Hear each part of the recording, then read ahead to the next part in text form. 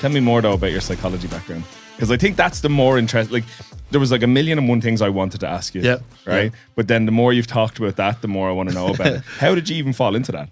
So I came out of school and I did criminology and social studies as a FETAC course. Mm-hmm. And then from that, I went into applied psychology. So in college in Dunleary. Mm-hmm. So just the idea of understanding people and how they work and stuff has always been fascinating to me, you know. But the psychology was interesting because applied psychology is slightly different than the clinical. So in second year, we had an elective. We could choose to do organizational psychology, sports psychology, right? And educational psychology. Or we could do coding, marketing, and social media. So basically, we could choose to go down the IT route or more the personal route. I chose the organizational sports psychology and the educational psychology. So that was a 4-year course. It was good. Did it tie in to your coaching then? Do you see the benefits of that when you were running your own gym, coaching your own lifters and athletes? Yeah, because like psychology, realistically, there's loads of different like aspects to clinical psychology, all this sort of, but the idea of psychology is understanding people, right? And realistically, we are not as complicated as we want to make ourselves be. That's the truth. Like, we're not as special as we want, as much as your mom and dad tells you you're special, right? There's some clear premises of what works and what doesn't work, okay? And once you understand that, you can understand how to motivate people better, how to deal with loss and difficulty and injuries and all that sort of stuff with your clients better. So, but with the coaching aspect, psychology came into it more in regards to the personal training because I did a lot of personal training with members of An Garda Síochána. So that was my main bulk clients. I worked with a lot of people of the Armed Support Unit, ERU, that sort of stuff. I remember back in the day when Laoch was where you were based, you would routinely post about you offered special pricing and things like that for members of the armed forces and for An Garda Síochána. Yeah. I like working with them. They're interesting people. And then it's they're determined, but they actually have a function to what you're doing. Like, no offense to any like soccer mom out there that's just trying to lose some weight, fair play to you, do it. I just didn't enjoy training them. I didn't enjoy listening how they drank 2 bottles of wine over the weekend and ate all the cake, and that they can't understand why they didn't lose weight this week. You know what I mean? It didn't interest me. So, but training someone who's like kicking indoors, or the main thing was that they didn't get injured. So, like a lot of people don't realize a lot of like the guards and stuff, they make a lot of their money off overtime. Especially the like support units and stuff, because they have a base salary and then if they're hurt, they can't make that overtime money. So that was really important to me, that like one person came back to me and was like, well, I used to be out every month from this, that, or the other. It could be psychological, it could be stress, it could be physical injury. And I haven't been out for over a year, you know, because I've been training with you. Yeah. So that was a big kind of like push. And I learned that from Matt Wenning. That entire business structure came from Matt Wenning. Who you lived with, I only found out. Yes. So what was the best way to put it? I was doing the Westside Barbell personal training cert, right? And Matt Wenning at the time was like really popular because he was the only person who was doing raw conjugate and working. And everyone's like, Westside's only multiply, it doesn't work. So I messaged him and started talking to him. I was like, hey, what's the story, blah, blah, blah. Can I ask you a few questions about the cert? I didn't realize he actually wrote the cert. Okay. Yeah, so he was the educational guy. He was the guy with the masters and all that sort of stuff, right? So he said, hey, the best thing is really come over to me. Come over for 10, 15 days and learn in person.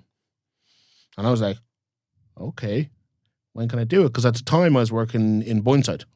And so he was like, come over for 10 days. So the Battle of the Boyne happened. We finished at like 8 o'clock. I deadlifted 345 in front of Ed Cohen because he was the head judge. Oh, sweet. Yes. And I flew out at like 1 o'clock in the morning that morning. So right after. And then I arrived. We went and got like food and we went straight to the gym and benched. And I got to live with him and like learn from him and go to the Ludus Magnus gym and just in general, learn his concepts and his ideas around training and how he really makes his living from working with people from the fire brigade, the Pentagon, servicemen. That's kind of what I want. And the same thing with him. He's like, I need to make sure these guys are not hurt. You take a Navy SEAL, they get like a couple million to invest in a Navy SEAL when it comes to training of all sorts, like IT training, strategy training, all this stuff. But when he went into the Navy SEAL gym in some like base, whatever, his missus at the time, who weighed like 52 kilos, like an Anna, could deadlift more than all the SEALs. Wow. Yes. Okay. So he was like, how are they supposed to like, so obviously the spine receives a lot of trauma in jumping and swimming and rucks and physical combat and carrying guns and all that. And I'm not saying the deadlift is a pure signal of back strength, but it is a signal of back stability. If you can deadlift and you keep your back in a strong position, your back is stable. Nobody can argue with that, right? So that was kind of the thing. He went to the generals like, my missus, who weighs like 100 whatever pounds at the time, can keep a better back stable position than all your super SEALs. So then he kind of like, so basically his premise was, I'll train your people for a year, right? And then you tell me how much money you saved on sick leave, and then pay me a fee as a percentage of that. Okay, smart. Yes. Very, very smart. Because then like he was confident in his ability to reduce the amount of psychological leave, physical leave, and medical leave based off like certain injuries and stuff happening. Well, just as you bring up like the psychological side of it and with your background, and we were talking a bit previously before we started recording about how somebody might not they might have the wrong why behind something, but as long as the outcome is the same. So even if somebody could say, well, deadlifting didn't necessarily reduce their risk of injury occurrence, but they felt and like they psychologically believed they were more physically robust and probably recorded less incidents of feeling aches, pains, self-reported injuries. I'd imagine that's a huge component of it as well. Yeah, like most of the people listening to this podcast are strength athletes, right? When you get strong, you feel good. Yeah. Right? That's a big thing. Like especially when you hit PRs and stuff, you feel really good. So you take a SEAL who's the best of the best, right? He doesn't need much motivation. But if he has an internal signal in his body going, you are also the strongest and the best, and physically you can put a man up against a wall and he cannot stop you, that gives him let's say a subconscious ability to be more, more egotistical. And remember, ego is not a bad thing. No. Egotistical about who they are. Yeah. Especially if you had a female SEAL who's probably fantastically strong, but if she's in there like deadlifting the same as the male SEALs, does that not help her in her own ego, the subconscious ego? She's strong and physically more powerful than her male counterparts. I think even if you look at it so you can divide all society into hierarchies, right? And most hierarchies are going to be based around competence. So if it's kind of like when people start in the gym, they're completely incompetent, and you'll see them stand to the corner, water bottle and towel kind of held up, kind of protecting them, slumped shoulders. But it's as people become more competent, you'll actually see the transition. Their gym clothes tend to change. They're a bit more confident in what they do. There's a certain degree of self-assuredness. And I'd imagine this carries into other aspects of their life. So for example, like this with the SEALs, they were likely exposed to stimulus like the deadlift that they've never been to before. I'd imagine for the first bit of time they were incredibly self-conscious about the lack of weight on the bar, the way they were moving, but over the course of the time that he was working with them, they probably became much more competent in this other realm, moved themselves psychologically up the hierarchy, as you mentioned, like for some of the female athletes or some of the female SEALs, that they would, same thing, they would, as they became more competent and capable in this particular realm, that can have crossover to other realms of same idea, physical activity. While it might not be direct, it's in the same realm, carrying load or moving load. Yeah, so everyone has probably came across Maslow's hierarchy of needs. I'd imagine some of the people watching have. Right. But let's break it down even more simpler. Yeah. Right, let's break it down into a ladder of needs, right? And if you put the bottom of the ladder, security, right? Control, privacy, teamwork, learning, and then purpose, right? If you look at that, right? Security can be many things. It can be financial security. It can be security in who you are, and that sort of stuff. But if you actually think about a person whose their job is physical ability, right? Guard, fire brigade, any service type of people, soldier, any of those type of people, right? Peacekeeper doesn't have to be like an actual, but your job is to be able to do your job at any time. If you increase their ability to feel strong and secure in themselves, you're going to get a better productivity from that person. Business, job, life, simple, right? Then you go to control. Can they control the situation at hand? If that situation involves a physical activity, if they are stronger or more fit, or let's use stronger as a broad term. Let's not say stronger as your wonder if Max has got better, right? Let's put that out there before people crucify me on the comments. Stronger in relative terms, right? Yeah. Your ability to control a physical situation has now got better. Your privacy, your ability to be private about the fact that you can do these things, right? And not have to be like, oh, I'm the best. Yeah. Because you can do it. But also that also gets better if the whole team gets better.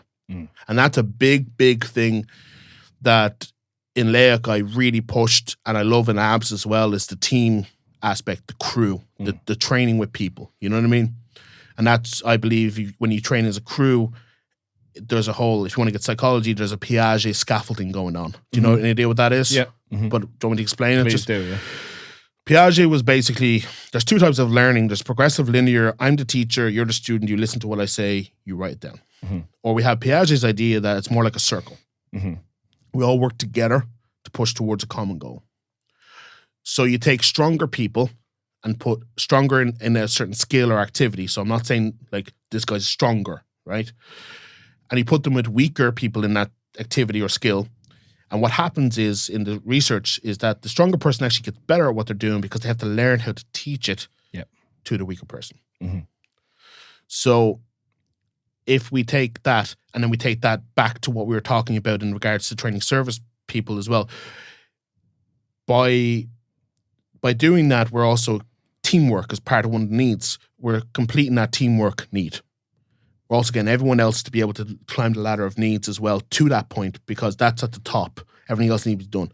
So basically the idea is, when training service people with this concept in mind, you are aiming to train as many of them as you can as part of a team, so that all of them can work towards a common goal, work with each other on different skills and aspects, and at the end, less time off, more productivity, more work-life balance, and more consciousness of who they are. That'd be my opinion anyway. Was this one of the motivators to opening your own gym when you opened LAIC back in the day? No. I was working in Boyneside at the time, and basically Boyneside is a fantastic gym. I'm not going to, like, it's one of the best kit places in all of Ireland. It's amazing. And it's just such a big gym that for sometimes with a powerlifting crew, I believed it was like a bit too spread out. Okay. So me and the business partner at the time kind of basically said, we kind of want to create something smaller, more compact in regards to who we are. So that's kind of where LAIC came around, because it's not a big facility. It was like one monolith, one Dell, a platform, workbench. Yes. So, I actually, random story. So when I came through personal training, I came through Image Fitness. Okay. And about a year and a half or so into my time as a personal trainer in FlyFit, they started advertising a powerlifting course that was going to be run by you. Yes. And I remember looking up and how I was going to get to your gym, because you were going to run some of it down there. And I was actually really, really interested in it. So I know it didn't come to fruition in the end, but that's how I ended up following the LAIC Barbell page off the back of that.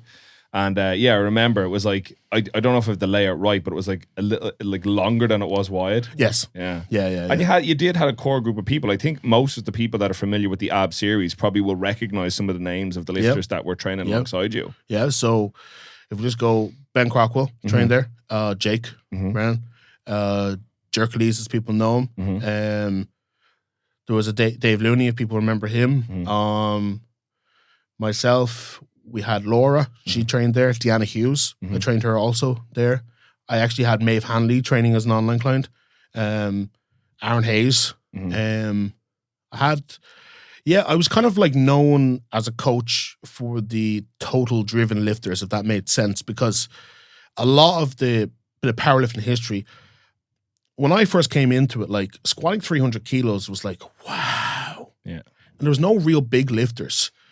And I put that down to my own personal opinion is that the big coaches at the time, Roy McCann, Dean Gartland, Shane Brody, Jer of the GPC, were all smaller lifters, right? And I think they had an internal bias towards cutting weight and achieving records within weight classes.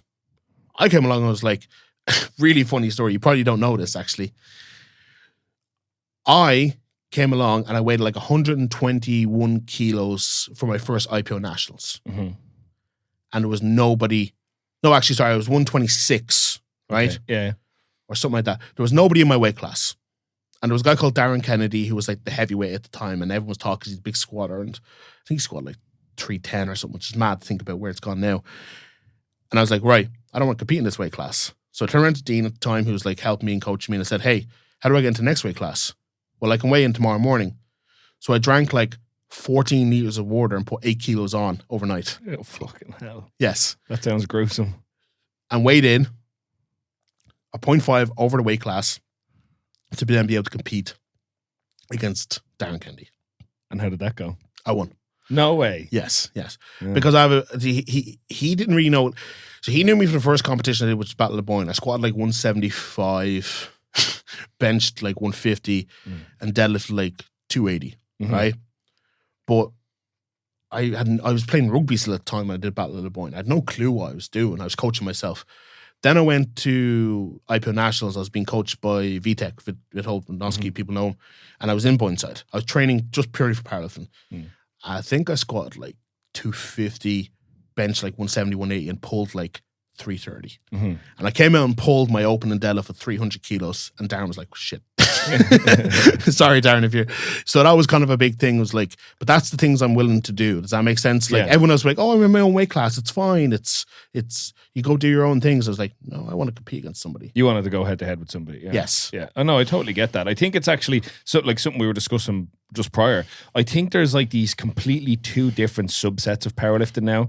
I think there's like powerlifting before 2018, 2019, which, I mean, specifically domestically, like where there was the OGs like yourself, like Jake, who know who Louis Simmons is, who know who, like all these old school names that kind of came from the more like equipped side, and it slowly became this version of Raw into classic Raw. And then since then, there's been a huge insurgence of people interested in the IPF and seem to think IPF is the only game in town that's worth playing. But also to point out the second IPF. Very true, yes. Because the first IPF did exist and we had some very, very good athletes. Controversially, right? You could state that the best IPF lifter we've ever had is actually Jer from GPC. Because he won like 4 or 5 golds. That's right, yeah. McNamara is also, Jer McNamara, I always forget. But I think I met him once. But he won like 4 or 5 golds at IPF Worlds, right? Shane Brody competed as well. There's some really, like, there was a guy, I can't remember his name, but he did it for like 350 at 70. Wow. Yeah. You know, there's some really, like, there was an old like picture that Sean Hoey put up of like some of the records of the Irish lifters from the IPF. And there were some really like magnificent numbers. So people have to understand we are the second wave of the IPF, if that makes sense. So we had, really, when I started, there was IPO, right? There was GPC, and there was IDFPA. Okay? Now, the difference was IPO, GPC were untested. But the biggest difference was that IDFPA was tested, right? The biggest difference was IPO and GPC was squat bar, monolift, knee wraps, deadlift bar, big loud music, kind of what the app series is now, right? Yeah. And the IDFPA, where if your ass wasn't like untying your shoelaces, you weren't getting a call for depth. Right. They were super strict. Like there was like, I remember one time I was like watching an equip bench and like you can't touch lower than the bottom of the chest. And I was like, it's an equip bench. Most people, like the way the shirts work, they have to touch more like here than here. The chest, yeah. It's like, who came up with that rule?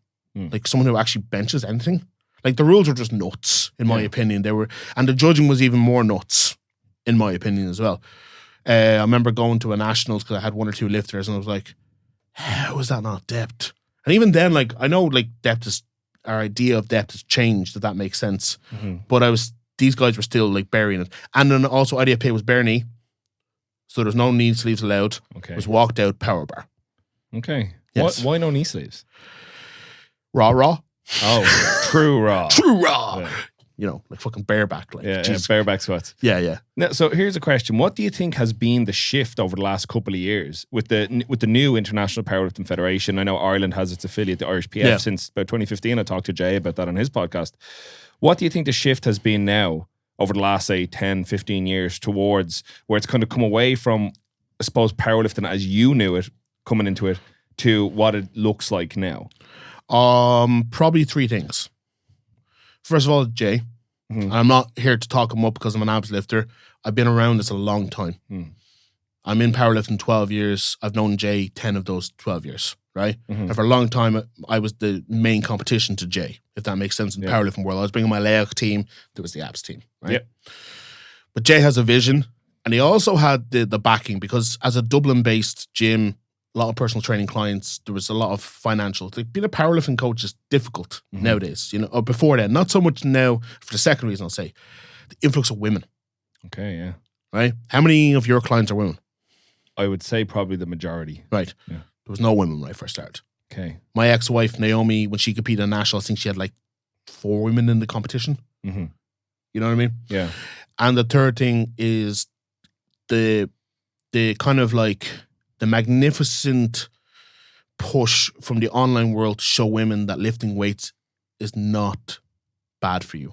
The amount, like I train in fire now and again, just do upper body stuff and train with Laura, and the amount of like young women in 17 to 19 who are doing weights, like doing single arm block pull downs and bench pressing and leg pressing and all these things, like that wasn't happening 10 years ago. Yeah. So all of those has changed where we've gone with things. Yeah, right? I would completely resonate and agree with that because so I started training in the gym many years ago, and like you said, there wasn't really that many women around. Like there was still some, but if they did come, they were usually going to a class, a spin class, a yoga, a Pilates. You would occasionally get some of the girls using the machines, and very, very rarely, once in a while, you might see a girl on a bar, but I'm talking like 1 in every 30 or 40 visits to the gym. When I started working in FlyFit, that was like 2017, there was definitely more, but still much more in like, you know, we're going to do spin, going to do asana abs, going to do a circuit class. But it's so, maybe it's since maybe 2019 or so, I've definitely seen a much bigger uptake in using barbells, using more of the machines, trying things like bench, squat, deadlift, hip thrusts have obviously become hugely popular, but girls really focusing on getting much stronger. I would have actually attributed much of the insurgence of barbell training to CrossFit. I disagree. Hit me. In Ireland, I disagree. Oh, in Ireland, I see your point. And I'll tell you why. Go ahead. So a massive business model that was introduced by ISI from the Poliquin style was the 6-week transformation. Right? And I believe a lot of that actually pushed people towards barbell because Poliquin was a big resistance training person. So the amount of people who are doing 10 by 10 German volume training and hamstring curls for low slow eccentrics, which was leading them, and HIIT training and strongman, like, you know, circuit strongman training, which was leading to their 6-week transformation. I think that led more people in Ireland. Yeah. Because CrossFit's not as, it's big in Ireland, but at 5 to 8 years ago, it was nowhere near as big as 6-week transformations, 12-week transformations. I would say I'd say transformations are probably still. They're not as big though, because I had Stephen Tierney here. Do you know I trained with Stephen Tierney? I do, yeah. Yes. He brought that up, yeah. Did he? Not on the episode, but we were chatting for a bit prior. Stephen's my neighbour. I chat to Stephen fair. He's a great guy. But he did mention that he's done some training with you in the past. Yes, because there was a guy. So I first started training in Pro Fitness in Balbriggan, and there was a coach there called Mark Joyce. He's now passed away. RIP. He was a great guy. You know, he was a friend. He was a good friend of Stephen Tierney and the boys, and he was from Malahide and that sort of area. So these guys came down because at the time, the gym was doing things that other people weren't doing. They were getting these great results from 6-week transformations. They're one of the very first kind of like guys with the ISI and all that sort of stuff, kind of Poliquin, real Poliquin level 2, level 3 guys. They were really pushed. Yeah. But yeah, like in Ireland, the CrossFit is big, but I don't think it drove as many women, especially to the barbell, as the 6-week transformation group class business model, in my opinion. Yeah, no, I could definitely see what you're saying, because I do actually think Ireland in general is usually a couple of years behind, say, like the States when it comes to trends. So I think the upstart, I'm talking like worldwide when I talk about these trends, you know what I mean? Because like there's a very common thing I like to say to weightlifters. I say CrossFit did more for weightlifting than weightlifting's ever done for weightlifting. Oh. Because most people now, like I've done a bit of weightlifting in my day. I used to do like 20 minutes of weightlifting before I did anything else for fun. And people come over and say, do you do CrossFit? They don't ask about weightlifting, they ask about CrossFit. But then within the same session, if they see me deadlifting, this is back when there was a gym called Ironworks in Balbriggan I used to train in. Keith Fanning. Yeah, that's right. Yeah, he gave me my first PT studio. No way. Around the corner, he owned the Blue Dragon. That's right. Yeah, I remember it. Yeah. Yeah. So he used to date my auntie. No way. So he babysat me. Right. Yeah. He babysat me, and at the time, nobody would give me a place to PT. Yeah. So he was like, "Yeah, you can use the gym upstairs, and you can PT and just pay me a fee." Sweet. Yeah. Blue Dragon Iron Fitness. It was Blue Dragon at the time, only for kung fu and stuff downstairs, and then upstairs had a little gym, and that's where I first started PTing people. I remember he used to do, like, he was up in Balrodry Park, like breaking bricks and things like that. Yeah. He's a really good guy, and always been super supportive of me. He's like one of those kind of just a really good guy. So I'd like to give a shout out, Keith Fanning, if you're ever watching this. Thank you very much for everything you did for me, because he really deserved.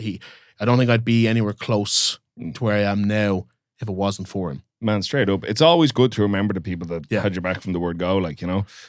That's just as a bit of a zoom out, just for you and me, right? Do you notice there's this like cohort of people in that area, like, let's say between like Drogheda and Rush, right?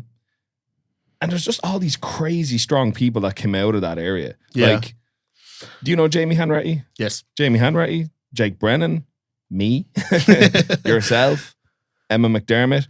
There's so many people that are like in that rough area, even just localized as scary as Balbriggan, that are like pretty damn strong. Like there's a lot of people coming out there. There must have been something in that damn water, or getting attacked by seagulls from a young age. But it could also be, did you go to Scary's school? Yeah. So it's a rugby school. Yeah, very So true. the introductory barbell training was probably quite like, it wasn't so foreign to you. No, it was relatively normal to know lads around 15, 16 were going to the gym, even when I was in school. Yeah, and then like the likes of me, when I started, I was like in strongman, I was like, hey, I'll do some strongman down the lane, and people will come and talk to you and that sort of stuff. I think rugby is probably the fourth one if we're going to talk about things that drove people to powerlifting.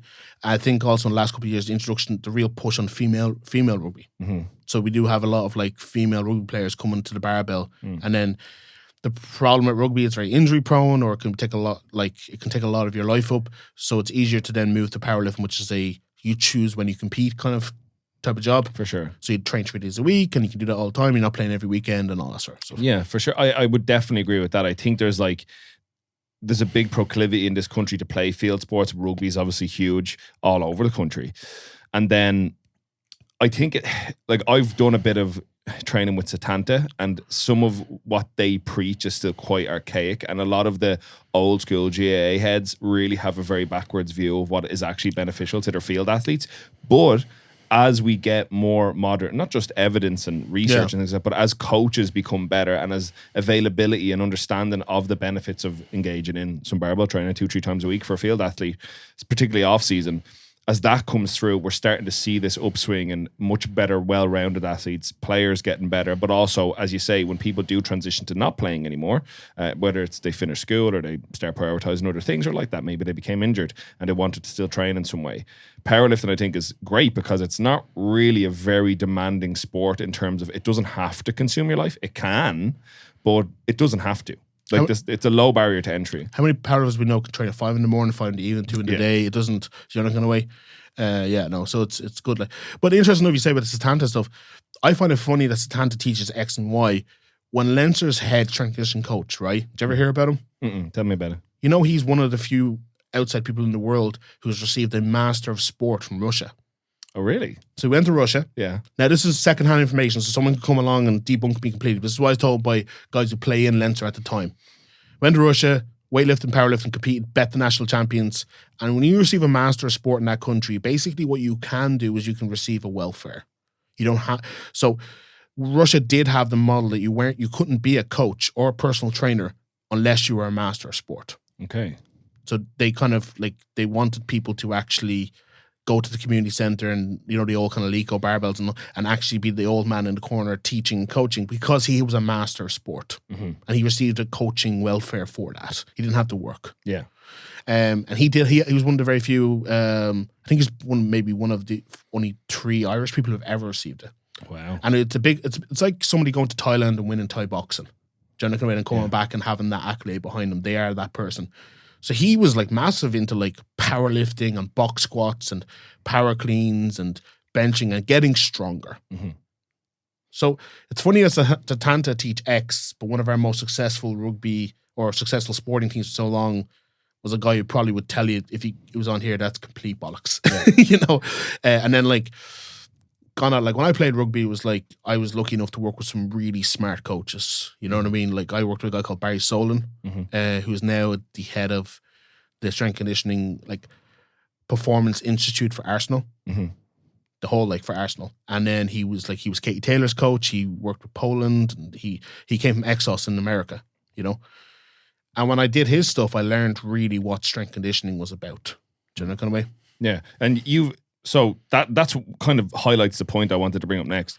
Like you've been entrenched in strength sports for probably the better part of 15 years.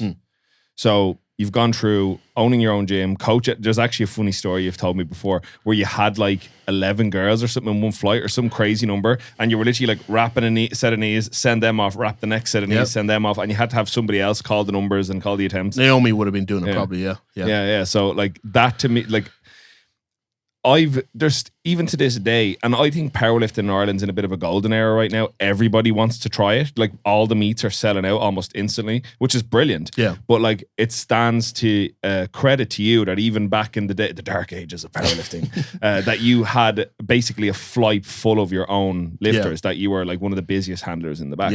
You've been firmly entrenched in it for a long time. What have you noticed change about it over the last while? If it like, is there anything that stands out to you over the last, even let's say 2 or 3 years since we've come out of COVID? Okay, we'll do it like if we're doing say a meeting, we'll do a shit sandwich as they call it. Give me the shit sandwich. I'll give you some positive and I'll give you some negatives. Right? Give me the shit sandwich. Right. So negative is people are specializing too soon. Everyone thinks they need the fanciest knee sleeve, the fanciest shoes. They can only train an EO rack in an Lico with Lico plates, or they'll die. If you're squatting 70 kilos, you don't need Lico plates. I'm sorry. The positive is that people are viewing powerlifting as not a niche sport. It's something that anybody can do, and you can enter into it, and it's goal driven. And like I remember you two older women who train under you, and I remember coming in on a Saturday, and it was amazing to hear that these like women, they were like, oh, I can't wait to bench press 37.5 kilos. It's a goal. Where like 10 years ago, an older woman in the gym was walking on a treadmill because she just doesn't want to seem fat in a dress. Like that's kind of, it's amazing for that kind of like that goal-driven aspect. We're seeing some amazing juniors and some amazing kind of lifters coming up, but also because they're specializing too soon, they're nearly going to burn themselves out. Show me a lot of juniors who are still around. Yeah. You know what I mean? So that's my shit sandwich, positive and a negative. Well, let me touch back off it because I think some of it, like I agree with all of it, just so we're clear. I think the specializing too early in most lifters, I 100% agree. I will say as often as I can, be a general athlete before you're ever a specialized athlete. And I try to say, even the lifters I coach in abs, it's like if you're deadlifting 120 kilos, you don't need to grab a deadlift bar. That is not going to make a huge tangible difference to you. But people I'm competing on the deadlift bar in November. It's like, it's fucking June. It's fucking June. It doesn't matter. Yeah. We're saying like that, like people with their complete fear of the monolift is like, well, I do IPF, so I need the EO rack. It's like, no, you don't. It doesn't make a difference. People, and I know you've said it a bunch of times. You say a lot of things. Do you know what? I actually miss the days when you used to, like, I know you still do Q&As occasionally, but like you've done some in the past that things stick out to me. And you've said you can get plenty strong on bumper plates with like whippy bars. And you're dead right, because I pulled my first 280 on bumper plates with a weightlifting bar. I've benched 150 on the for the first time on bumper plates and a piece of shit bar, and I think I squatted like 225 for the first time on a piece of shit bar, and the bar was like wobbling all over the place.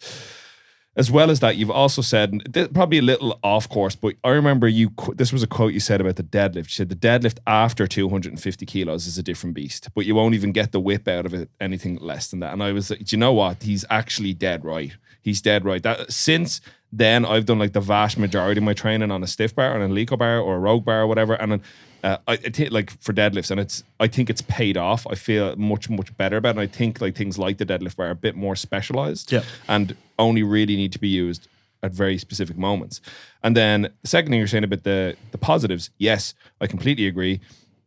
I think we're starting to slowly destigmatize just weight training in general for people. I don't want to get too big. People are realizing that that's not the reality. It takes a very, very long time to get big. And then also, as you said, a lot of older people willing to engage in activity. We've Masters Nationals coming up. I have 2 lifters in it, and I'm really, really happy about that. I never thought I'd have the opportunity to coach Masters lifters at a stage like that. So I'm very happy about that. And then just to the third point about juniors specializing too early and burning themselves out. I completely agree. As much as I love seeing young people get into the sport, I think the problem is they're put into the spotlight too early as this like prodigy. A lot of them are, and some of them, don't get me wrong, are exceptional. Like Toaster is next level. Like he's unbelievable.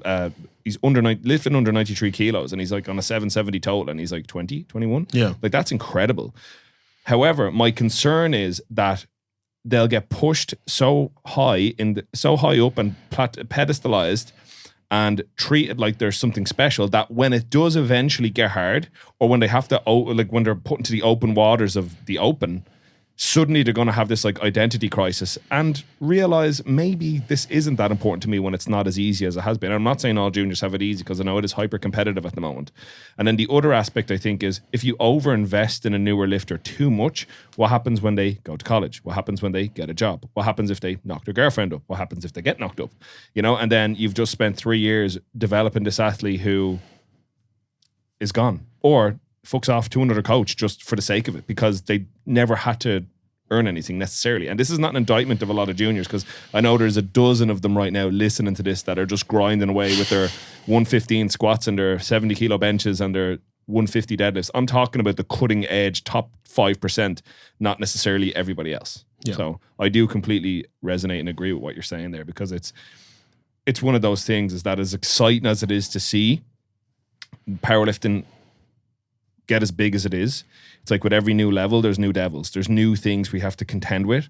And we want to keep people in the sport longer, because I know Jay has said it a bunch of times. I've tried to repeat it as often as I can. It is a long game. You're evidence of that. It's a long game. Like what was your very first total, if you remember?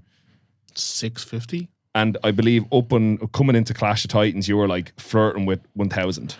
I think I did like 980 in training. So it was almost a sure thing before the unfortunate injury. Yeah. Another thing I'd say about the junior lifters before we get off that, like, it's fantastic that they're so invested. Right? Yes. Mm-hmm. It's fantastic that they're getting stronger and they're doing what they need to do. But then there's things like, for example, like nutrition. Right? Every junior has a nutrition coach now, and every junior has a physio. Like fantastic. TJ's fantastic at physio, and Connor's great at nutrition, and you're good at nutrition, and Ben and all that. Like 20 years of age, do you really need to be paying TJ, Ben, your coach, the gym? You know what I mean? Like, should you be maybe spend, like, use your money, like, for you, build a life for yourself and put money aside, like, and not be going to supplement store like Ben talks about, spending your entire check. Like, I remember Brandon Lilly. Do you know Brandon Lilly? Mm-hmm, yeah. So Brandon Lilly's an old West Side guy, then came with the Cube Met and stuff, and he told a story of how he used to, like, he was at home. He's a Kentucky boy, I think. Yeah. Shoots bow and arrows. Yeah, he's a legend. But, like, he was talking about how he used to be, like, sitting in the sitting room eating his chicken and rice when his mom had, like, beef brisket and sweet potato and mac and cheese and stuff all cooked on the barbecue out on the table. You know, that kind of way. And it's like, realistically, he needs to be, like, that's good whole food. You know what I mean? Like, if you want to say, like, Lenny, like, part of Lenny's diet is eat your mom's dinner. Yeah. That's actually a part of his diet, that kind of way. Because good whole, like, understanding, like, you do need physios, you do need help with nutrition, you do need coaches. I'm not saying you don't. I'm saying as a junior lifter, you need to understand these things and try to learn and mature, because the reality is, right, you are a small fish in a very small pond, right? Mm-hmm. All of a sudden you come out of that pond, right? You're a big 120 plus lifter, and you got me and Jake to deal with. Right? How do you think you're going to deal with us if everything is micromanaged to a T? You're not going to deal with us. You're gonna be put on your back, and you're gonna be like, how do I get better? Do you know that kind of way? Yeah. So how we got better is we learned ourselves, and then we asked coach along the way to help us. Yeah. You know what I mean? And then we did our own stuff. We helped more coaches do their own stuff, and we worked really hard. Ben's the same. Like, Ben has spent an eternity hiring coaches. He's fantastic at investing in himself, right? Anybody who totals over 900 in this country are not doing the physio, nutrition, the coach, all these things. They have learned over the years. They've become really good lifters themselves. When me, Jay, Ben, and Jake have a conversation, you've been part of these conversations, or he's trying to tell us a plan. It's a conversation, isn't it? Yeah. It's not like Jay's. It's like a collaborative effort. Yes, because we're all like very knowledgeable in ourselves, do you know that kind of way? And that's because we spent the last 10 years learning these things. You know that kind of way? Yeah. So that's kind of my point, is that I'm not telling you to get rid of the coach. I'm just trying to tell you to become more of who you are, develop who you are more. So when there is a time where you're really tight on money because you're going to college and you can only work weekends, that you still don't be like, oh, I can't follow a plan. I don't know what to do. Well, I can eat chicken and rice, or I can eat tuna. I can do this. I can do that. Oh, I have a knee problem. Well, just YouTube some knee rehab, or ask the guy in the gym who's blown out his knee, what did he do? You know, I totally get what you mean. Like I think a big piece of that is as you mentioned, for Brandon Lilly sitting eating his chicken and rice, and his mom has made all this nice food, and that's like kind of missing out on a huge piece of your childhood that, like, or your young adult life or whatever. You're not going to have that forever. No, you know. So was it worth, tracking diligently your 200 grams of chicken and your 180 grams of rice for missing out on having dinner with your folks? Probably not, because there's things in life that are fleeting. Powerlifting's always going to be there. And I think another problem is, like you said, if you have so many plates spinning from the word go, the moment like that you change career or you start going to college and time becomes a resource, like a very, very limited resource, some things are going to have to fall off, and you're going to need to learn to self-manage to a degree. So I would agree that it's great if a lifter can learn more about their own nutrition first, learn how to deal with aches, pains as they arise. And then for sure, maybe when you're in it a couple of years, you're entrenched a bit longer, maybe then is the time to maybe reach out to somebody to take it up another level. But you don't necessarily need to do everything from the word go. Just keep coming to training, get good sleep, get adequate protein, manage your stress, and eat your mom's dinner. And I think most people listening will agree with that, because it's a good way to do it, and it's pretty low maintenance. Everyone can do that. Yeah. I don't think it's attached to finances. I remember I was talking to Ty Furlong, because I played rugby with Ty Furlong. And I was like, what's the nutrition? Because I was like bodybuilding and everything, like I was trying to be like really good at rugby, but I was like, I came at it from kind of I'm a bodybuilder eating 8 eggs every morning. And what's the nutritionist tell you? It's like, just eat some good carbs, eat some good protein, have some veg, and eat that 4 or 5 times a day. It's like, so you're like the next best thing. The guy who's like a lion now, you know what I mean? Yeah. And that's what like the specialist masters nutritionists are telling you. Probably because, and at that time I was like, that's a fucking like stupid. They're wasting money. He needs to be telling how much protein, he needs to be taking creatine, he needs to be doing this. When I realize it now, it's actually really, really simple, because there's a thing called diet anxiety. Do you ever like experience it? Basically, you're like, what should I do? I can do this, I can do that, I can do this, I can do that. But for somebody who just needs to perform, carbs, protein, veg. Yeah. Realistically, eat that. Eat some good food 4 or 5 times a day. Steak, rice, veg. As Ben would tell you, that kind of way. Yeah. And it works. Yeah, I think you can apply the same advice to nutrition to training to most things. We had it in pro wrestling. It's the KISS rule. Keep it simple, stupid. Yeah. It just makes sense. Yes. If you just do that, like most people will suffer from this degree of anticipatory anxiety of what they have to do or how they should do things. When the reality is, if you strip it back to its fundamental, like even if we say like recording this podcast, it's show up and chat to somebody for an hour and a half, and it's usually fine. Like that's you don't have to do all this mad crazy prep. Like even for this, like I looked at your Facebook, I looked at your Instagram, it's like grand. I know Eamonn, I know what I want to ask him. Yeah. But let me swing it then. Yep. So you were a business owner. Yes. But you got to a point where you had to close. Yeah. Can you tell me a little bit about what happened? So I was making more money being an online coach than I was actually people coming into the gym. So it just was a logistic decision. Yes. I think that's the case for a lot of people. And I was unhappy. Right. I was unhappy because I'm not a good businessman. I'm a good coach, but I hated running the business. Yeah. And I had upwards, at one time I had upwards of 60 online clients. Mhm. And that was making me more money, and it was stressing me more than it was to actually run the gym. Mhm. Mhm. And so that was, and at the time as well, I was going through some personal stuff. Mhm. A friend of mine was going through some really bad mental health stuff at the time. So that led to some having to try, and I found it very difficult to be able to try and help that person, but not being able to leave the gym. And then I was having to ask my partner at the time to do things in the gym. And basically what happened was there was too much stuff going on. It was a clusterfuck, Right. right? And I was just like, do you know what? I'm done.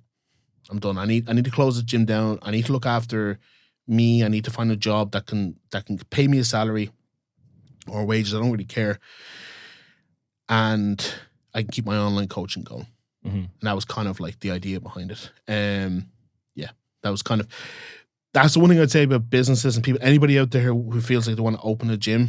I want to give you some real strong advice now. Align yourself with a good business person, an investor of some sort who doesn't give a shit about powerlifting, who doesn't give a shit about actual fitness. What they care about is money.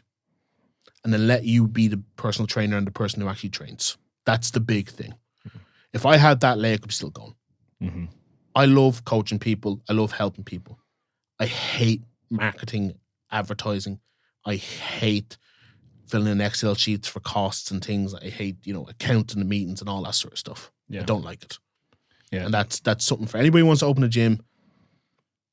Just make sure you have a business person with you. Yeah, I had Stephen Tierney on a couple of episodes ago, as I mentioned, and he spoke a little bit about that. Okay. He has Phil Graham and his business partner, Martin Long. So Phil Graham, as I'm sure he's like a business mentor, and Stevens and Martin have had to make some very tough decisions in the last couple of months on, they had to close one of their units because it was essentially like, it was just about like washing its own face. Yes. And then they had to let some staff go because they didn't need as many people when they only had the one big facility to focus on. And these are hard conversations to have, hard decisions to make. But again, it's because Phil doesn't have the empathy for this. He is just talking with them strictly on numbers. Yes. And like you said, you kind of need to have that person who's going to do these things and tell you what to do, or at least guide you in the right direction, or maybe just completely offload that onto them. Yes. I've also had other business owners mention to me, is like, only open a gym if you want to become a cleaner and an accountant and not a coach, because the vast majority of it is mopping floors, changing light bulbs, giving out to people for not turning off the lights, cleaning out toilets, like all this awful shit that has nothing to do with touching a bar, has nothing to do with showing somebody how to deadlift. It's the maintenance and the admin that takes up the majority of your time. Yeah, that's 100% true. Like, it's like, as well, another thing I looked at was, I had a quick kind of like, I have this thing where I look at 5 or 6 people who are doing the best at what they do, take the kind of the mean average of what they do, and then see why is that the mean average of what they do. Mm-hmm. So I look at the best 5 or 6 online coaches at the time in the world. Chad Wesley Smith, Josh Bryant, RTS, Delroy McQueen was very big at the time. He's still a very big coach. Still doing well. And realistically, the only one who was actively competing, and he was only doing deadlift comps at the time, was Delroy. So I was actively competing.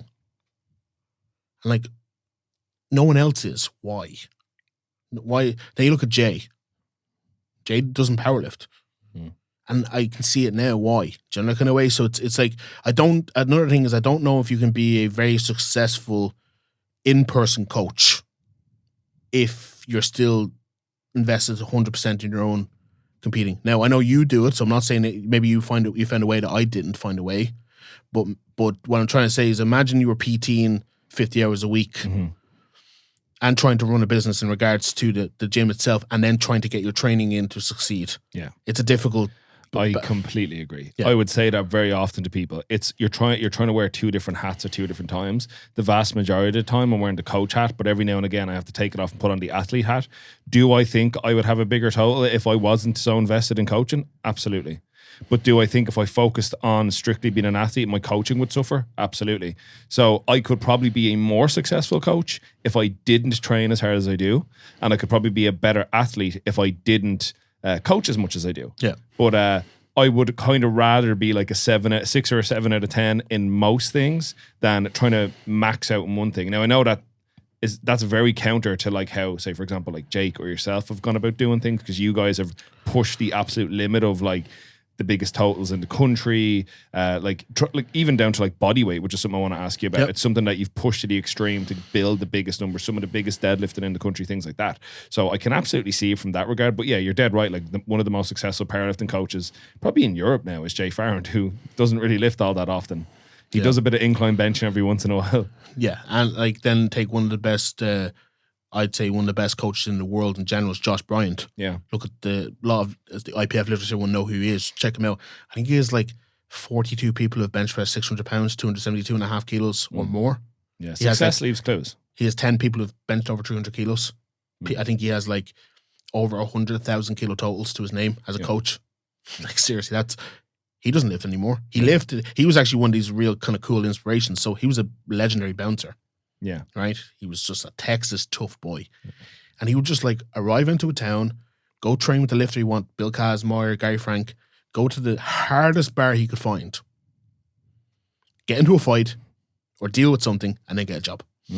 So while he was staying doing his bits, he'd have income and somewhere to stay, and he'd train and learn. He learned from everybody. He would travel all over America to learn what was the best lifters, the best deadlifter, the best squatter, the best bencher doing, and why were they doing it. And then he put all this together. After he stopped lifting, though.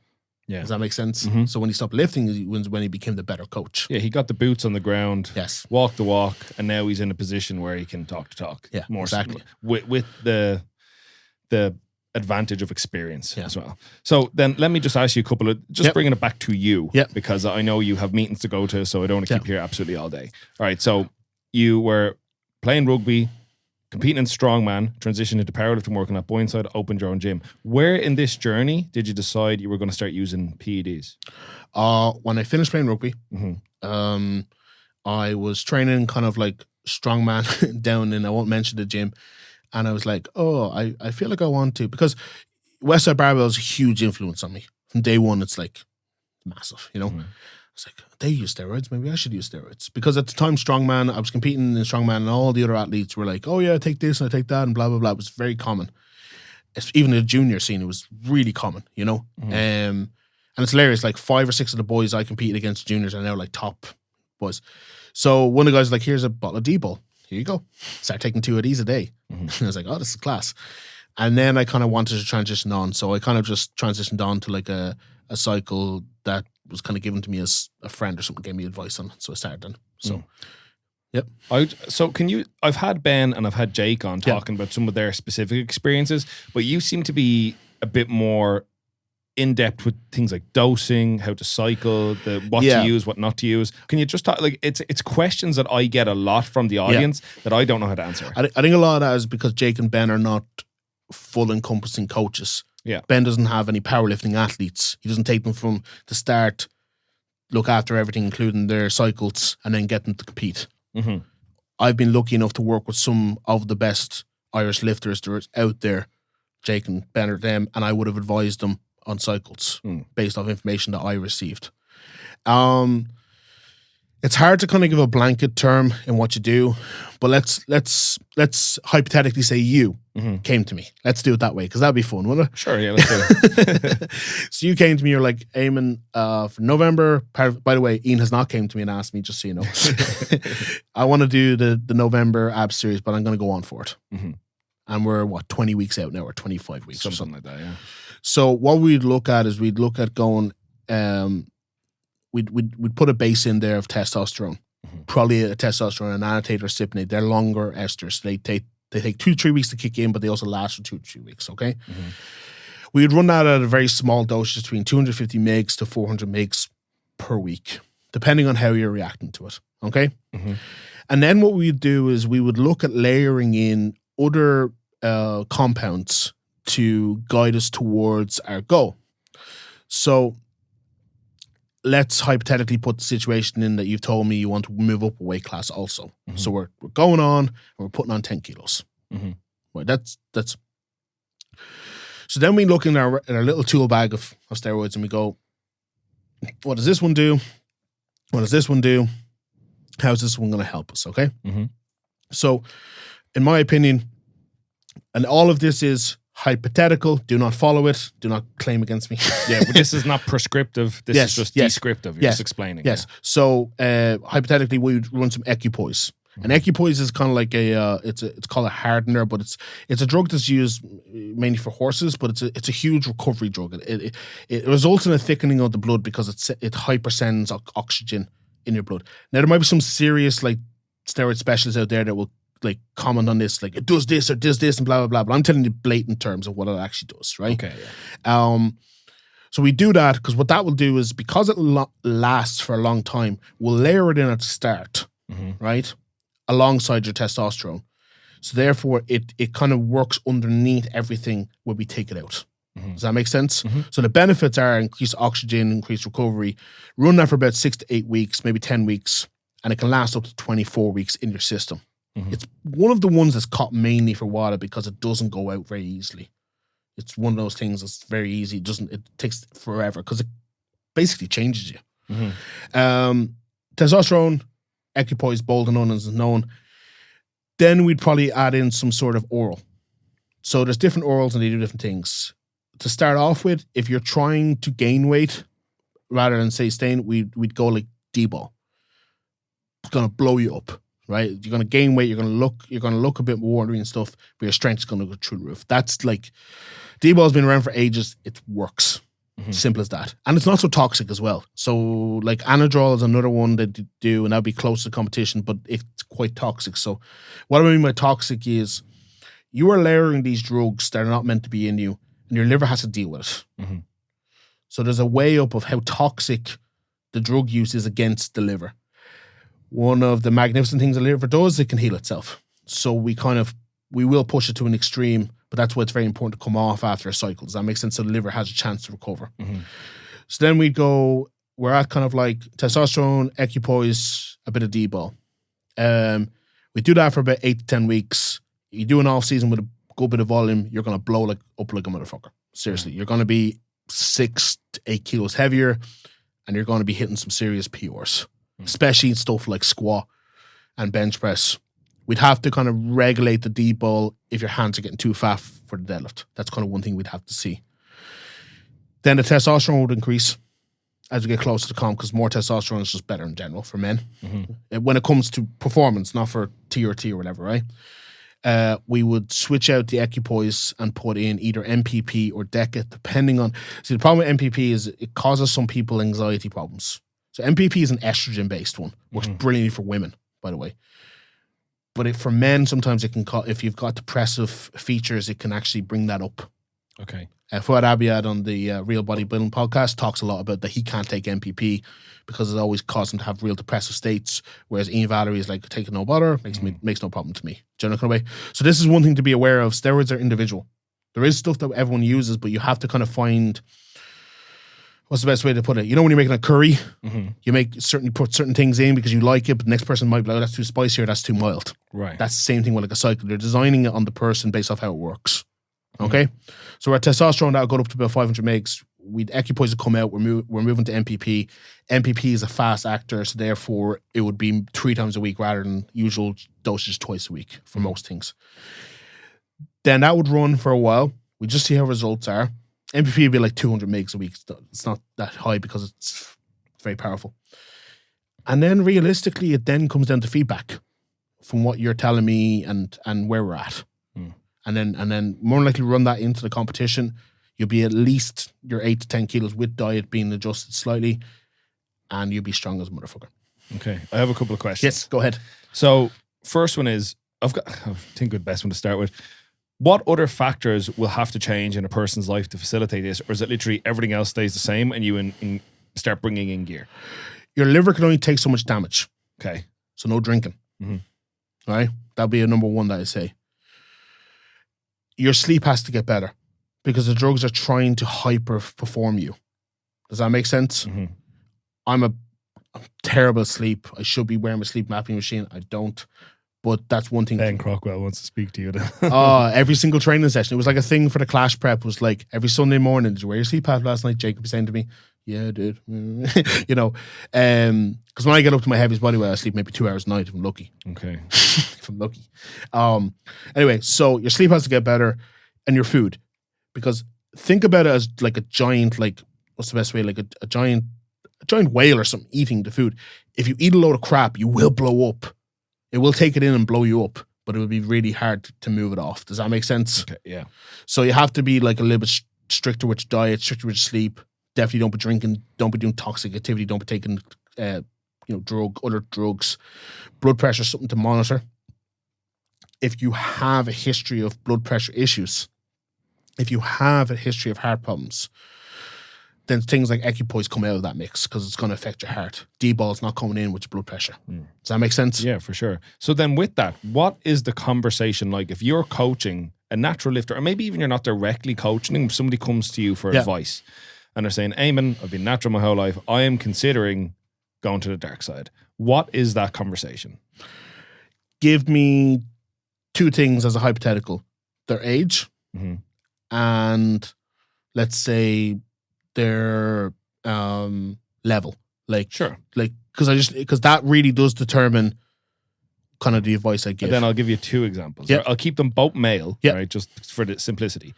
We can talk a bit about the female if you want, because I'm one of the only people in the country who does deal with that. Great. Well, if that makes sense. Absolutely. I want to get through this little piece and I'll definitely ask about that. So first one is 32, advanced lifter, has competed about 6 times and has 450 dots roughly, let's say.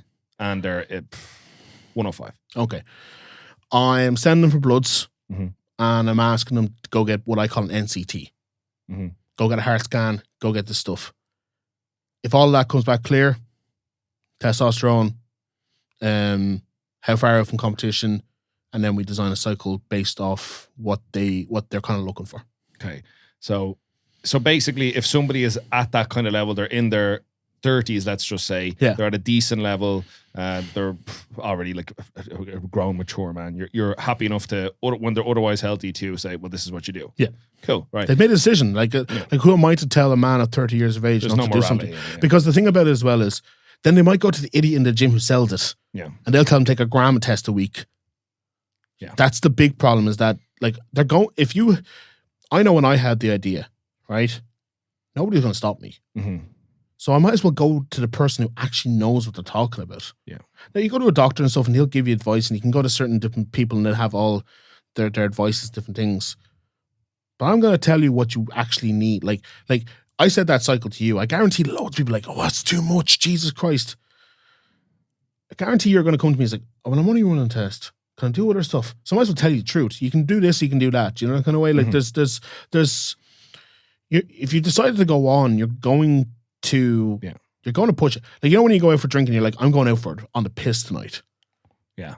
And then someone goes, no, you only stay on shandies there. No way. I'm getting a tequila shot.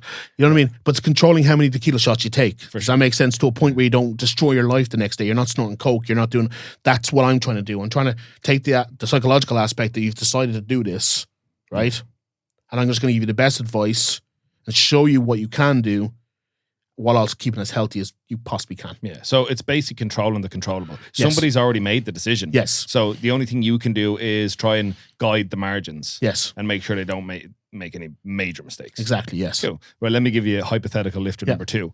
So we'll go with a younger male, 23 years old, decent level, let's just say the same, approximately like 700, 750 total, and has decided they're done competing natural, they want to jump onto the dark side. Right. So this is a difficult one, right? First of all, I'd ask them who their coach was, and I'd talk to their coach.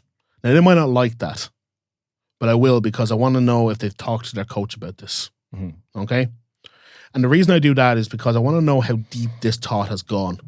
Not just a flash in the pan thought. It's like when they started with the coach at 18, like, we know lifters have done this, right? They started at 18 or 19. They said to the coach, I want to go on straight away. He's like, give me X and Y with you to do X and Y, and then I'm okay with it, right? So then I'm kind of making sure that's okay. So they're not like, so he's not going, because sometimes you might talk to coach and it's like, yeah, I didn't want him on. Why? Because he's got a heart problem. His dad died of a heart attack last year. And he doesn't tell you that because he's not going to tell you that. You're like, I'm not helping you. I'm not getting involved in that. You know what I mean? The second thing is you really have to like ask them real deep questions of why they want to do it, Where do you believe is going to bring you? And what is your ultimate goal? Mm-hmm. When I first started lifting, right, I said I wanted to total 1,000 kilos. Some people don't agree with how I've gone about trying to do that. I've got too fat, or I've taken too much drugs, or I've really pushed life in extreme. That was my goal. And nobody was pushing me away from that. Right? And I came up with ideas in my head of how I get there. I don't really care if I do it at 200 kilos or 150, I'm fucking doing it. Okay. Do you know what I mean? Yeah. So if they're at that mindset and I meet up with them for coffee, then I won't even do it I'll do that in person because I want to see them. Part of my life working with people all my life, I'll really know straight away sitting down with you how serious you are about this. Realistically, like how serious you are about this goal. And if you're super serious, then I'll help you. Okay, that kind of brings me to my next question. Is there a too young? Yes. Where's the cutoff for you? You say, I don't care what you say, what you suggest, or how much you mean it. If you're this age or X age, I'm saying no and I'm not helping you. 21. 21 and under is too young. Yep. Okay. And then if you had a lifter, would there ever be a time that you'd say to them, is this something you've considered, or do you just wait for them to bring it to you? Yes. There's actually a lifter at the moment I had a conversation with last week about. Okay. So those conversations can happen. And the only reason is because I see the deficit in what powerlifting can offer them, right?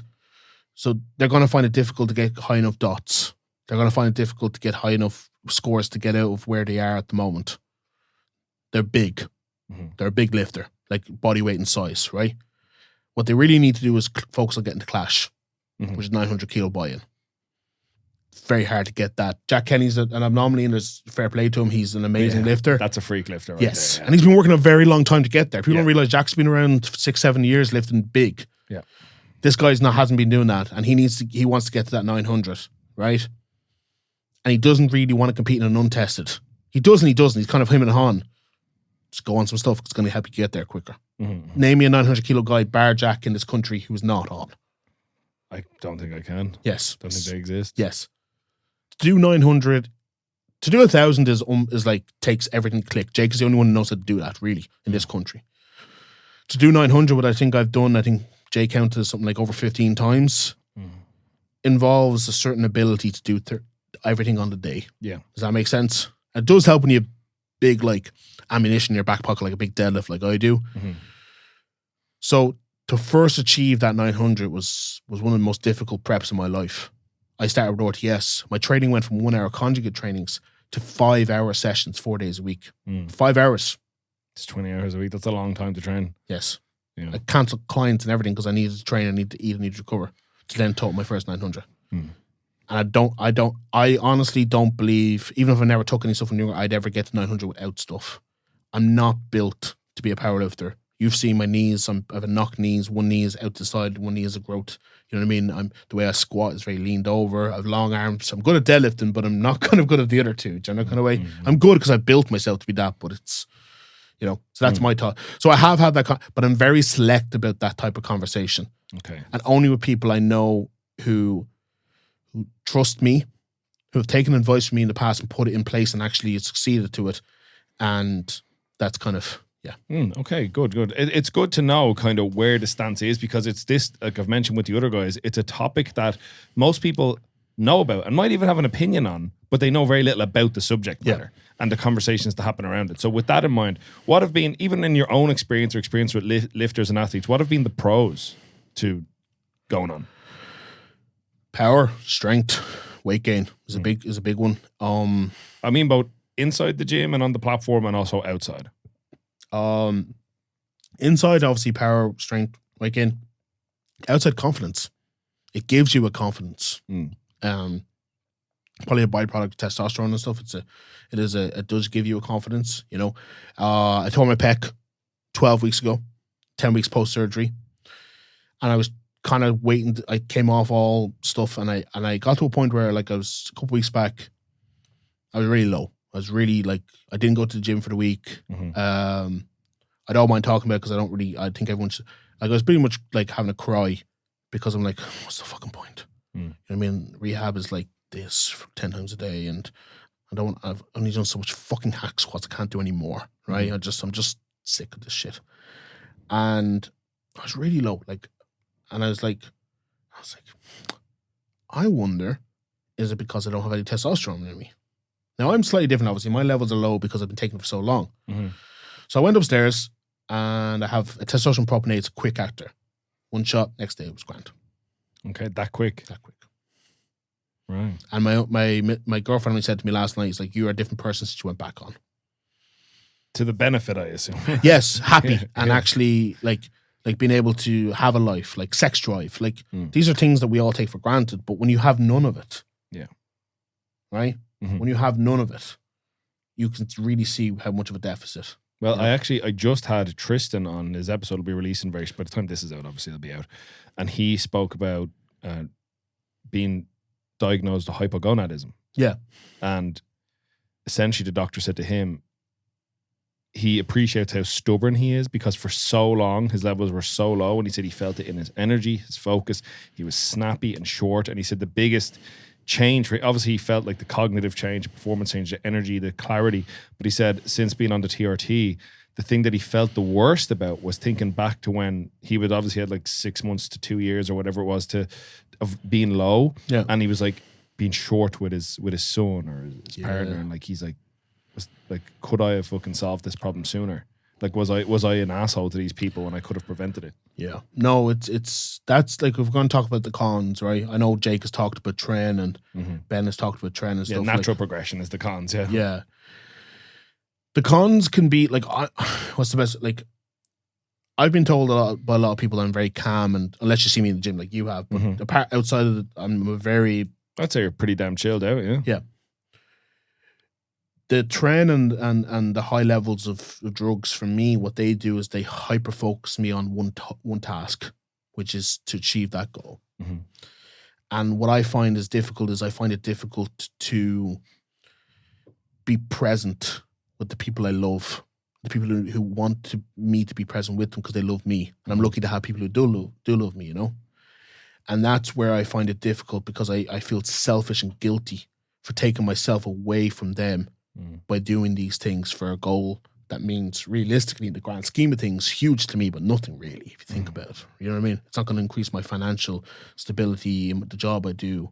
It's not going to increase the fact that my girlfriend loves me. It's not going to change that my goddaughter is one today and she smiled when I walked in the room.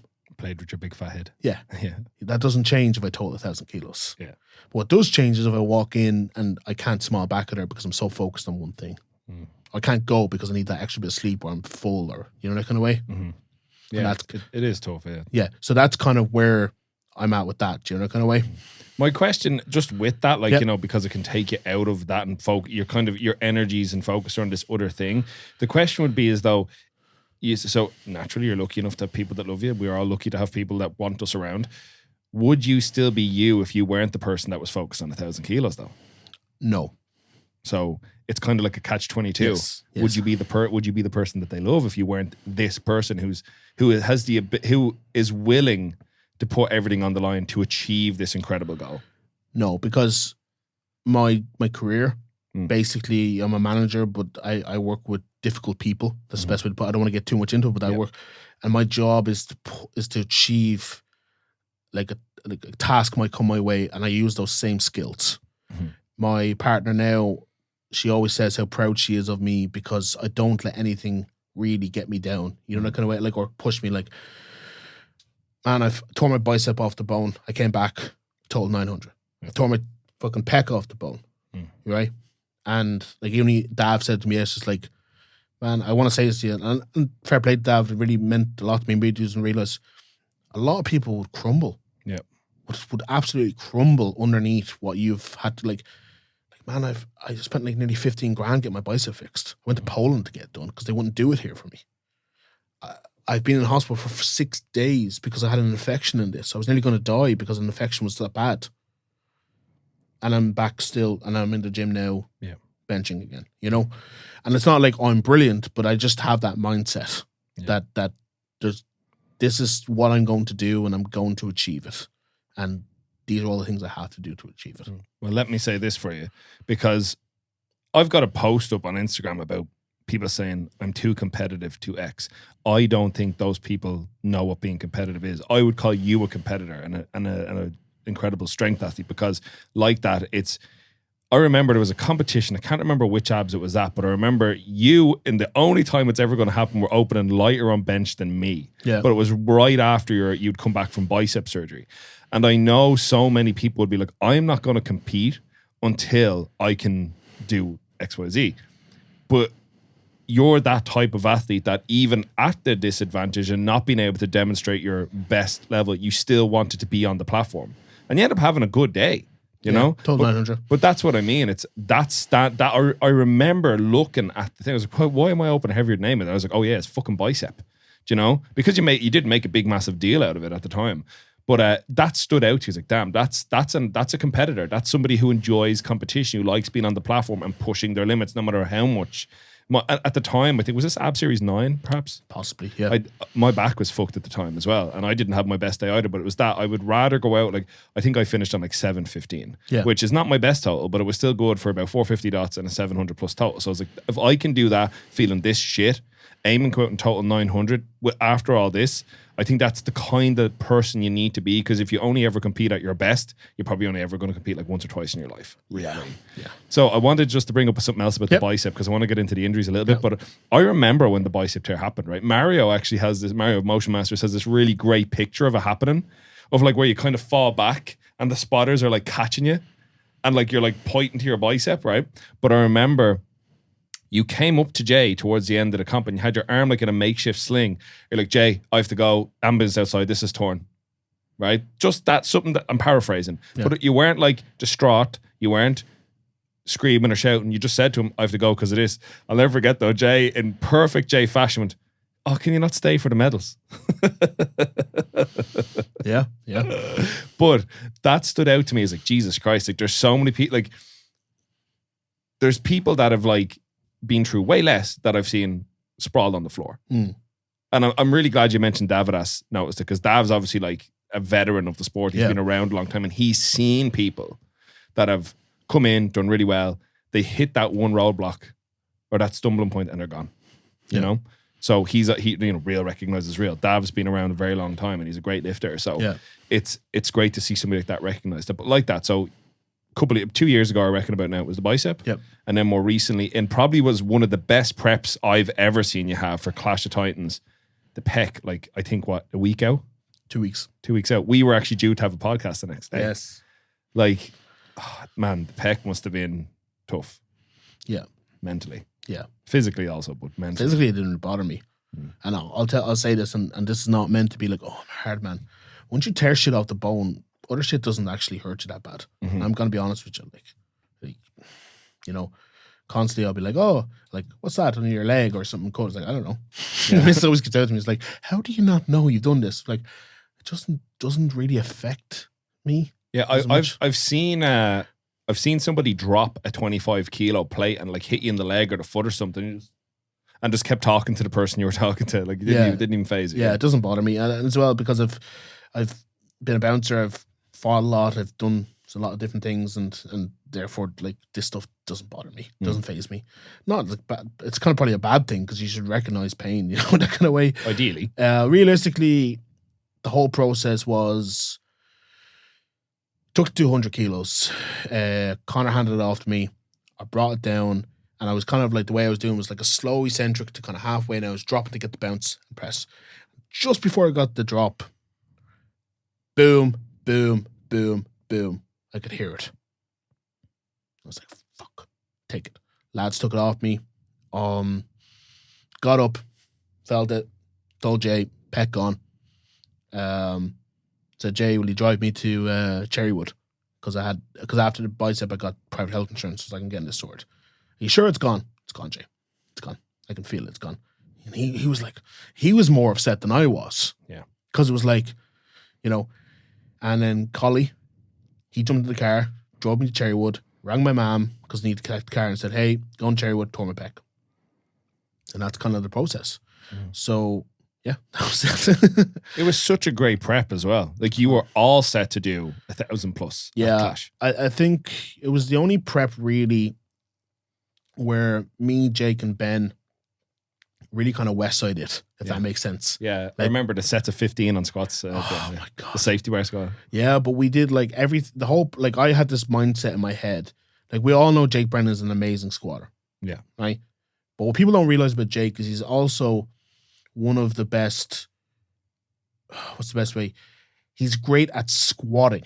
Like, there's some really good people who are good at low bar squats because they're really technical, but he's just a really strong motherfucking squatter, right? Yeah. So any variation we put in place, he's going to beat me. But I was like, whatever he does, I'm doing. Mm-hmm. I don't care. If I fucking cream over, if I don't get it, I spin the wheel. If I get injured, I don't care. I'm doing it. So that's what led to the fact that he would put 320 on the bar, knowing that I never did over like 290 on an SSB bar before without sleeves. And I just went, yeah, no better. Mm-hmm.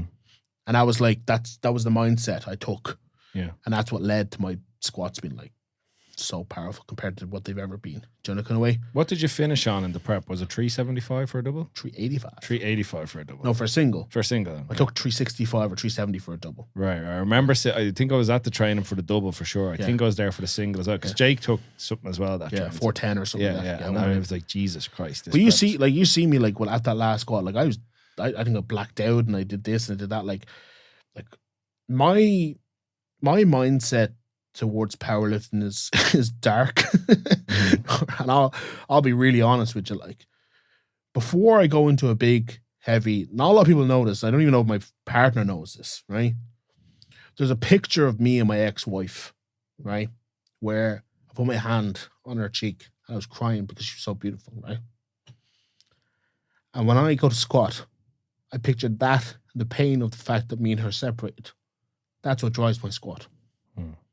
Like, that's the darkness and the mindset that I go into, because I'm not built to squat. If you see me squat, I'm not built to squat, man. Like, but to push what I do and to really push it, I have to go there.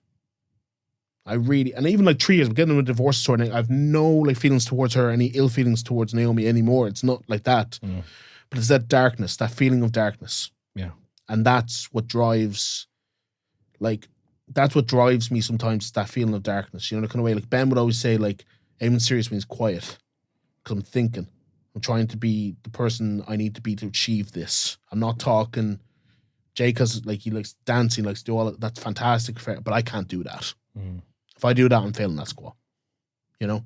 Especially with deadlifts, the same thing. It's like, it's that kind of animalistic ability just to turn myself into what needs to be for that set. You know?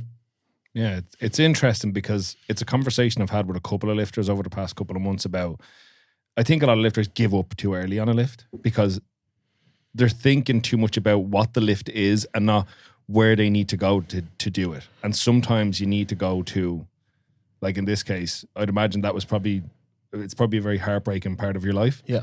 And as hard as it is, it probably, when you're at the cusp of that raw emotion, sometimes that's when you can demonstrate the rawest form of your ability to, maybe in this case, squat. Like, as your question, because you spot me, right? Do you think I'd ever like actually fail a squat if you were spotting me? Like, do you not think I'd give like everything I possibly could? Like, I'd probably get up to the top of squat and say I tore both quads off the bone after the squat. Yeah, I've never seen you ever truly ever give up. Yeah, on a lift, never. You know what I mean? Because I can't. In my head, it's not possible. Yeah, that's the truth. It's not possible for me to give up. The only thing that's possible for me is for something to break. If something breaks, then it breaks. That's it. But this will never break. And that's the honest truth. That's the God honest truth towards how I view lifting. And that's what we were talking about earlier, is like people specializing too early in junior lifters and stuff. Like, you don't have to become me to do that. But to really be good at this, you have to have a life to draw on those experiences, to become that person. That the person who can to become that athlete or whatever that draws on that at all times. Do you know that kind of way? Yeah. I remember I did a deadlift competition up north, a strongman deadlift competition, and it was literally like 4 or 5 months after me and Naomi split, and I was barely sleeping. My life was shit. I just wasn't happy, right? Because so much stuff gone. Before I met Sinead, and she's made a huge difference to my life. She's changed it, like literally flipped it around. I took I deadlifted 412.5, right? And I went out the back and I collapsed.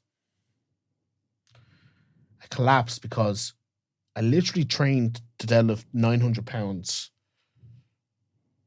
sleeping 1 or 2 hours a night, eating possibly breakfast roll at McDonald's for dinner if I was lucky, and taking too much drugs. My body just gave up because I pushed myself that much just to do something, to push myself because I needed to do something. And I went outside back and I collapsed and then Laura was there and another friend of mine, Kate, came out to me and they were like, "You okay?" And I was like, "Oh, just give me a second," you know? And I came out but these are things that I'm not trying to be like, "Oh, I'm such a hard man," or I'm like, you know, like kind of, I'm trying to like maybe tell some of the lifters that like, if you really want to achieve greatness, maybe find out why. Here's the better question, actually. Why do you do this? When you understand the why, right, you can really tap into what you can achieve. And if you can figure out the why, you can achieve so much more than you think you're capable of. And don't be afraid that the why is bad or the why is dark. We're in a society where everything has to be perfect. Fuck perfect. If the why is you want to tell your dad who pissed off at you when you're 5 years old that I'm worth something, that I am the man, then that's the fucking why, and do it.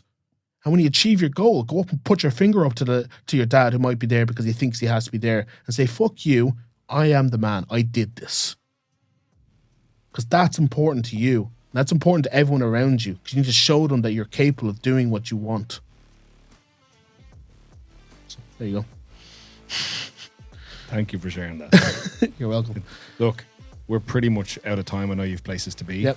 Let's do part 2. Okay. All right. 100%. We'll sort that out. Gang, thanks very much for listening. Oh, hold on a second. Give it. I want to show a picture. Show it to the camera. This is my first strongman competition. I weighed 105 kilos.